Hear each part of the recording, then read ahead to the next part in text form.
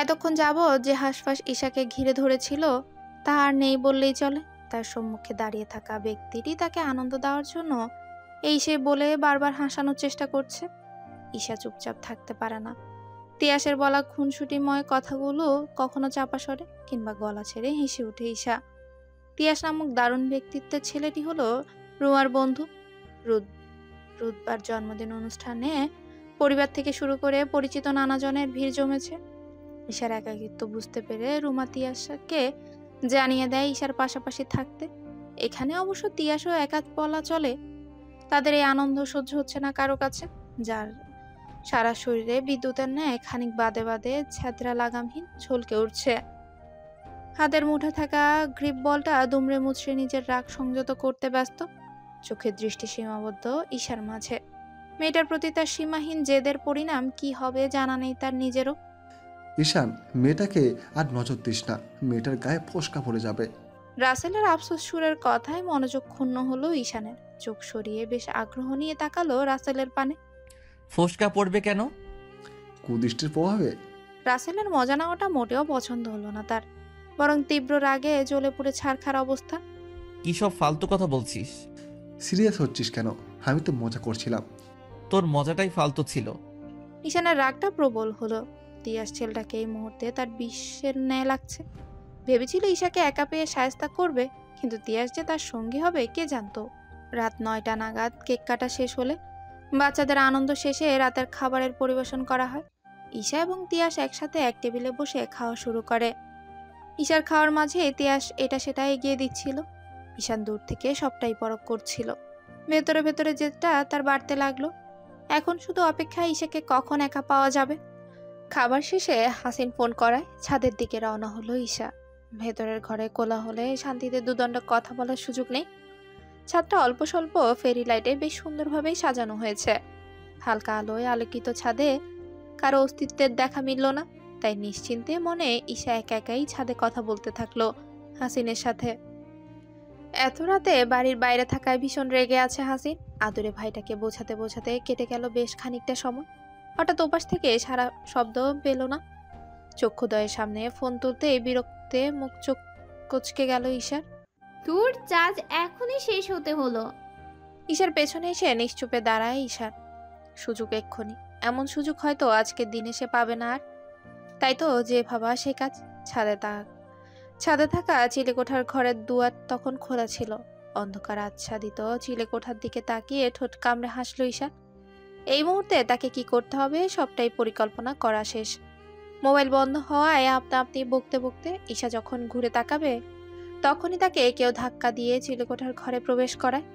ঈশান বাইরে থেকে দরজা বন্ধ করে নিশ্চিন্ত মনে ছাদ থেকে নিচে নেমে যায়। অতিথিরা চলে যেতে শুরু করেছে ধীরে ধীরে। ফাঁকা হয়ে এলো ঘরটা। বিশেষ পরিচিত কাছের আত্মীয় ছাড়া কাউকে আর উপস্থিত দেখা গেল না। তিয়াস এতক্ষণ যাবৎ রুদবাকে নিয়ে গেমস খেলছিল। ঈশার কথা মাথায় আসলেও রুদমার সাথে আছে ভেবে নিশ্চিন্ত ছিল। সোফায় বসে চাপা কণ্ঠে সুরে সুরে গান গাইছিল ঈশান। হাতে থাকা ফোনটা বেহুদায় স্ক্রল করে নিজেকে ব্যস্ত রাখার চেষ্টা করছে। রাসেল তিয়াসের সাথে টুকটাক কথা বলে বসে যায় ঈশানের পাশে। কিরে ঈশা, মেয়েটাকে দেখছিস না কেন? রাসেলের প্রশ্নে ক্ষীণ হাসে ঈশান। তার দায়িত্ব কি আমার কাছে? আমি জানবো কি করে? তুই আবার কিছু বলছিস তাকে? মেয়েটা হঠাৎ কোথায় গায়েব হয়ে গেল? চুপ কর, এই মেয়ের ব্যাপারে কথা বলতে আমার রুচিতে বাধে।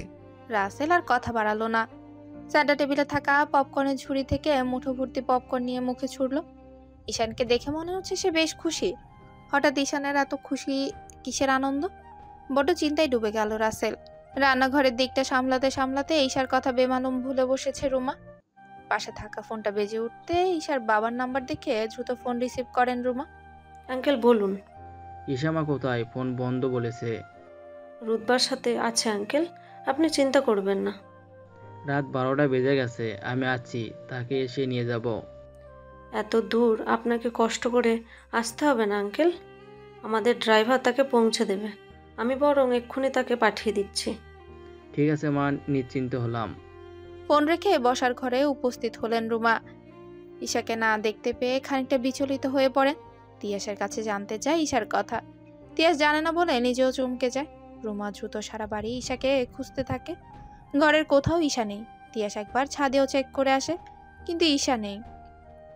যে কেউ দেখলে ভাববে ঈশান এতক্ষণ গেমস খেলায় মগ্ন ছিল, কিন্তু কেউ তো আর জানে না ঈশান সবার হাঁসফাঁস দেখে আনন্দ পাচ্ছে, বিশেষ করে তিয়াসের। হাতে থাকা গেমসের মোবাইলটা পাশে রেখে চিন্তিত সুরে বলে, রুমা, তোমার চেহারা এত চিন্তিত লাগছে কেন? ঈশানের প্রশ্নে ভ্রু কুচকায় তিয়াস। এই ছেলেটা কি এতক্ষণ কিছুই পরখ করেনি, আবার প্রশ্নের থালি নিয়ে বসেছে। ঈশাকে খুঁজে পাওয়া যাচ্ছে না ভাই। খুঁজে পাওয়া যাচ্ছে না?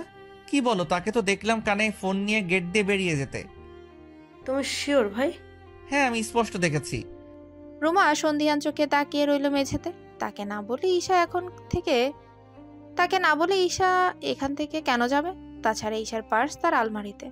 মেয়েটা যেতে নিশ্চয়ই ভাড়ার প্রয়োজন হবে, কিন্তু পার্স তো তার কাছে। না, ঈশা যায়নি। ঈশার পার্স আমার কাছে। চমকে উঠল তিয়াস। রুমা ঈশার দায়িত্ব তার কাছে দিয়েছিল, অথচ মেয়েটা লাপাত্তা। মনে মনে অপরাধ বোধ হলো তার। রুমা, তোর বাড়ির আশেপাশে ঈশাকে খোঁজা উচিত। তিয়াসের কথায় সম্মতি জানান রুমা। তৎক্ষণাৎ সবাই মিলে ঈশাকে খুঁজতে বেরিয়ে পড়ে। একমাত্র ঈশান পায়ের ওপর পা তুলে পুনরায় গেমস খেলতে থাকে। রাসেলের সন্দেহ অবশেষে সত্যি হয়েছে। ঈশান নিশ্চয়ই ঈশার কিছু করেছে। ঈশান, সত্যি করে বল, ঈশা কোথায়? রাত হয়ে গেছে, মেয়েটা বাড়ি ফেরা উচিত। তুই আমাকে সব জিজ্ঞেস করছিস কেন? আমি জানতে চাই ঈশা কোথায়। ঈশা জীবন কইরা দিল হাধার দুনিয়া। ঈশা ঈশা কইরা একদিন যাব মরিয়া। ঈশানের গানে রাগান্বিত চোখে তাকালো রাসেল। রাসেলের হাহুতাশে ঈশান বেশ মজা পাচ্ছে। ঈশান তার বেসুরা গলায় গানের সুর তুলে। তার কর্মকাণ্ডে প্রচন্ড বিরক্ত হয় রাসেল। এই মুহূর্তে এই আধা পাগলের সাথে ঝগড়া করার চেয়ে ঈশাকে খোঁজা বেশি গুরুত্বপূর্ণ। চিলেকোঠার ঘরটায় এতটাই অন্ধকার, ভয়ের চোটে ঈশার দম বন্ধ হওয়ার অবস্থা। বেশ কয়েক মাস এই ঘরটা বন্ধ ছিল, তাই তো অপরিষ্কার কক্ষে বাসা বেঁধেছে মাকড়সা, তেলাপোকা সহ অন্যান্য ছোট পোকা। উড়ন্ত তেলাপোকাগুলো কিছুক্ষণ পর পর উড়ে উড়ে এপাশ থেকে ওপাশে ফিরছে। কয়েকটা তেলাপোকা আটকে গেছে ঈশার চুলে। এই কক্ষের বিদঘুটে পরিস্থিতি থেকে নিজেকে বাঁচাতে বেশ কয়েকবার চেঁচামেচি করেছে সে, কিন্তু লাভটা হলো কি?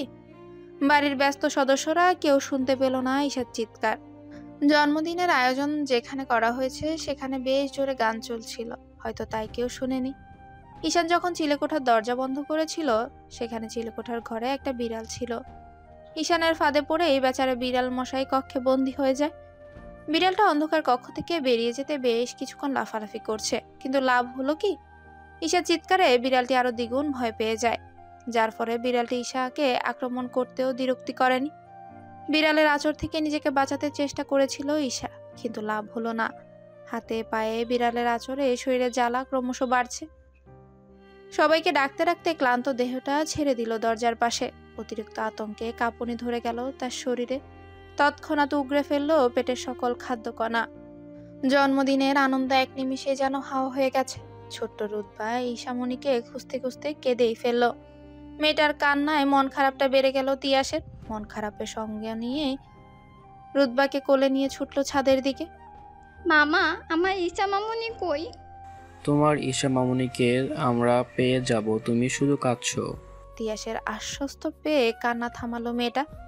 রুদ্বাকে নামিয়ে পুরোটা ছাদ ঘুরে দেখলো তিয়াস। পুরোটা ছাদ নিস্তব্ধ।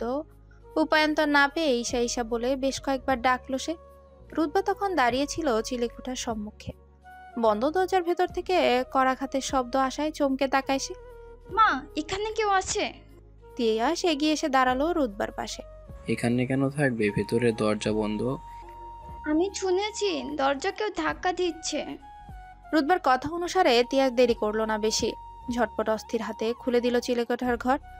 বন্দি দশায় মুক্তি পেয়ে অতি দ্রুত ছুটে পালালো বিড়ালটি। ঈশা তখন পিটপিট চোখে দেখছিল সবটা। ঈশার করুণ পরিস্থিতিতে দেখে হাঁটু মুড়ে বসে পড়ে তিয়াস। ঈশা, তুমি এখানে কি করছো? তিয়াসের প্রশ্নের প্রতি উত্তর জানালো না ঈশা, বরং তার দুর্দশার কথা মুখ ফুটে বলার আগে মুহূর্তেই কেঁদে ফেলল। তিয়াস একের পর এক প্রশ্নের থালি নিয়ে বসে, কিন্তু লাভ কি হলো? ঈশার মুখ থেকে একটু শব্দটিও বের হলো না। মেয়েটা শুধু কেঁদেই যাচ্ছে। নাকের বমির গন্ধ আসায় আশেপাশে সচেতন দৃষ্টিতে চোখ বুলালো তিয়াস। পরিস্থিতি বেগতিক বুঝতে পেরে চিন্তা বাড়লো বহুগুণ। উঠে দাঁড়াও, নিচে চলো। ঈশার বাহু টেনে দাঁড় করালো তিয়াস, তবে লাভের লাভ কিছুই হলো না। ক্লান্ত দেহটা ছেড়ে দিল চোখের পলকে। মাটিতে লুটিয়ে পড়ার আগে তিয়াস না চাইতেও ঈশাকে পাজা কোলে তুলে নেয়। চোখ ছোট ছোট করে ঈশা তখনও কাঁদছিল। তিয়াসের বুকে হাত দিয়ে সরিয়ে দিতে চাইল তাকে। এর মানে সে তিয়াসের কোলে উঠতে চায় না।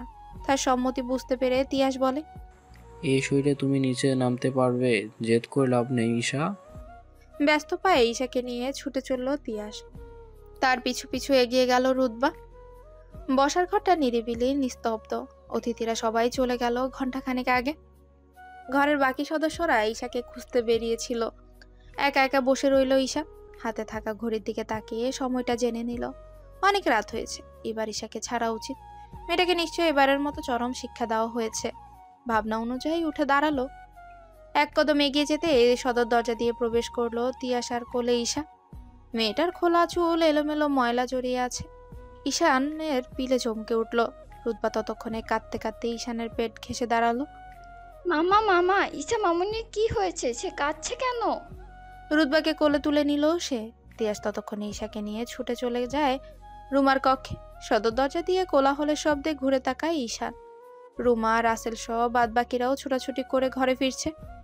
রাতটা বেশি হয় বিভাগে পড়তে হয়েছিল রুমাকে। কি করবে না করবে ভেবে ভেবে অস্থির সে।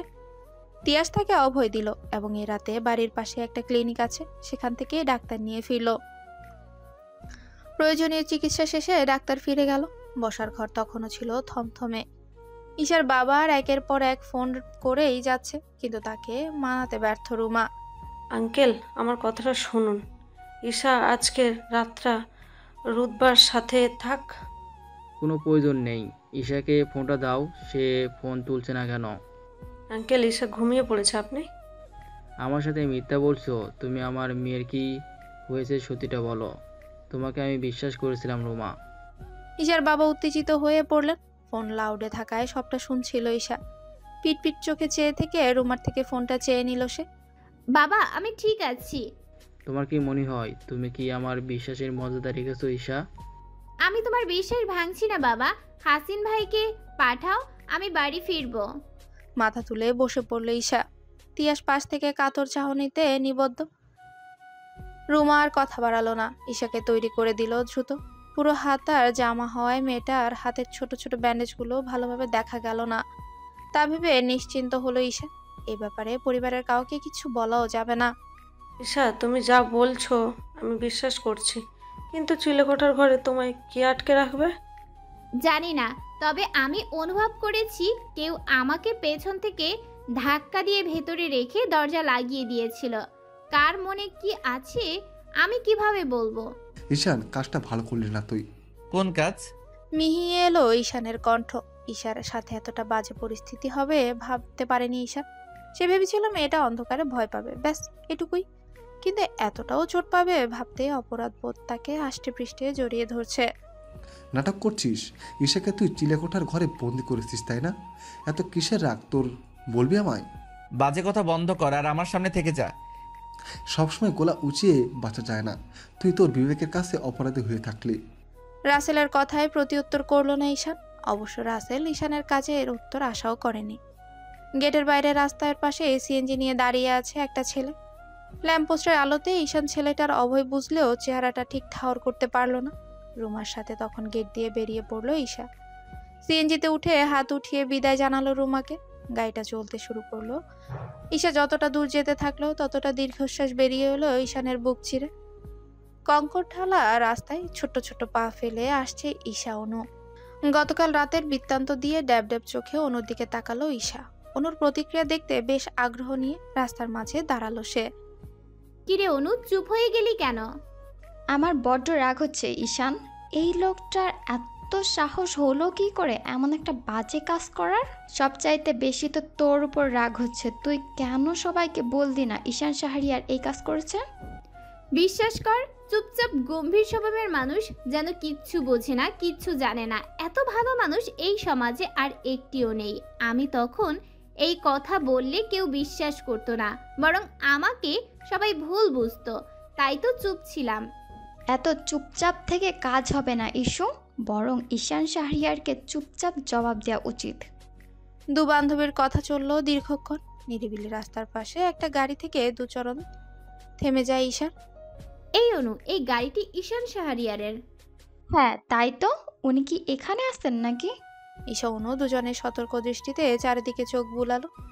দুপুরের সুনসান পরিস্থিতিতে তেমন কোনো মানুষজনই নেই। সরু রাস্তাটায় 2-4টা গাড়ি দ্রুত গতিতে ছুটে চলেছে। রাস্তার পাশে বিশাল মাঠ, সেই মাঠে একটা গরু খুঁটির সাথে বেঁধে রাখা হয়েছে। গরুর পাশে সাদৃশ্য হলো কয়েক থাবা গোবর। ঈশা, প্রতিশোধ নেওয়ার সময় এসেছে। ঈশা ভ্রু কুচকে চাইলো অনুর পানে। মেয়েটা কেমন করে হাসছে। এই গাড়িতে গোবর দিয়ে গোসল করাবো। অনুর বুদ্ধিতে সম্মতি জানালো না ঈশা, নাক কুচকে বলে, ছি, ফালতু বুদ্ধি। আরে বেশি ঝামেলা নেই, লাঠি নিয়ে একটু একটু করে গাড়ির কাছে লাগিয়ে দিব। আমি পারবো না এসব। তোর জন্য আমি রিস্ক নিলাম আর তুই বলছিস পারবি না? এই তোর বন্ধুত্ব? অভিমানের স্বরে কথাটা বলে হাঁটা শুরু করলো অনু। তার পিছু ছুটে যায় ঈশা। আচ্ছা চল, আবার ধরা পড়বো না তো? একদমই না। পুরনো বিজনেস পার্টনার নিয়ে জমি দেখতে এসেছিল ঈশান এবং রাসেল। ঈশানের তদারকিতে বেশ সন্তুষ্ট ছিলেন বিজনেস পার্টনার আলী। জমি দেখা শেষ হতে রাস্তার ধারে দাঁড়িয়ে থাকা গাড়ির কাছে এগিয়ে যান তারা। গাড়ির দরজা খুলতে গিয়ে থমকে যায় রাসেল। হঠাৎ তার নাকে আসে বিদঘুটে গন্ধ। মিস্টার আলী নাকে রুমাল চেপে ভ্রু কুচকে তাকান ঈশানের দিকে। মিস্টার ঈশান, আপনার গাড়ি থেকে এমন বাজে স্মেল আসছে কেন? ঈশান ঘাবড়ে যায়। দ্রুত পায়ে পুরো গাড়িটা চেক করে পেছন সাইডেই গোবর লেপটানো দেখে রাগান্বিত চোখে তাকায় রাসেলের দিকে। গোবর দেখে রাজেল নিজেও রেগে গেল। মনে হচ্ছে কেউ ইচ্ছাকৃত এমনটা করেছে ঈশান। এমন দুঃসাহস কার হলো আমি দেখতে চাই রাসেল। মিস্টার আলী খানিকটা বিরক্ত বোধ করলেন। তার তাড়া আছে ভেবে ঈশানকে বলে, আমি বরং আপনার ড্রাইভারকে আসতে বলি, আমার তাড়া আছে, আমি চললাম ঈশান। পরবর্তীতে আমাদের দেখা হবে কোনো এক সময়। নিজের প্রিয় গাড়িটির দিকে তাকিয়ে বড্ড কষ্ট পেল ঈশান। গাড়িটার কি বিশ্রী অবস্থা হয়েছে। কোমরে হাত ঠেকিয়ে থুতনিতে হাত বোলাতে বোলাতে আশেপাশে তাকিয়ে মানুষজন খুঁজছিল সে। তখনই চোখে পড়ে একটা ডিপার্টমেন্টাল স্টোরে থাকা সিসি ক্যামেরার দিকে। রাসেল, ওই যে সিসি ক্যামেরা, আজকের ফুটেজটা আমার চাই। পেয়ে যাবি। এখন বরং বাড়ি ফিরি, ড্রাইভারকে বলবো গাড়িটা নিয়ে যেতে।